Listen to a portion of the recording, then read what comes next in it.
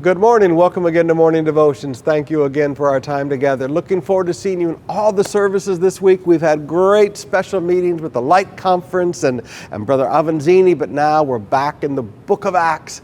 We're going to get into how bad decisions are made and how destructive bad decisions are from Acts 21. But right now, let's go back to the book of James chapter 2. I want to show you two wrong attitudes that James says must be kept out of the church. In verse 1, my brothers, as believers in our glorious Lord Jesus, don't show favoritism.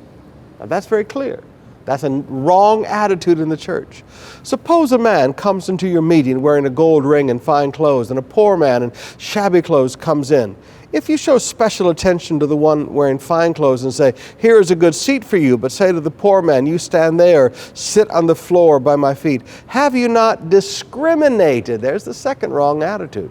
Have you not discriminated among yourselves and become judges with evil thoughts? Verse 9, but if you show favoritism, you sin and are convicted by the law as lawbreakers. Now, two things that must never show in a church: favoritism and discrimination. Now, brothers and sisters, in this modern Christian world we live in, this goes on all the time. Rich people are given the special seats. You go to a Christian concert, whatever that is, and the people with the most money, they have the 2,000 peso tickets up front, and the poor people, well, they're way up there so far you can't see for the 100 peso tickets. Have you not shown favoritism? Have you not shown discrimination? Paul calls this a sin. Now, brothers and sisters, every human being who walks into God's house should be treated the same. Whether they come from Aroma or whether they come from Forbes Park, every human being is the same.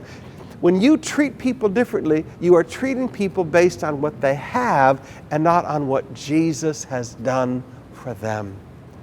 Now, many of us have been poor, and we know what it's like to be mistreated and discriminated against, and favoritism shown to others and us put down because we were poor. Now that God is blessing and prospering us, let's never do that.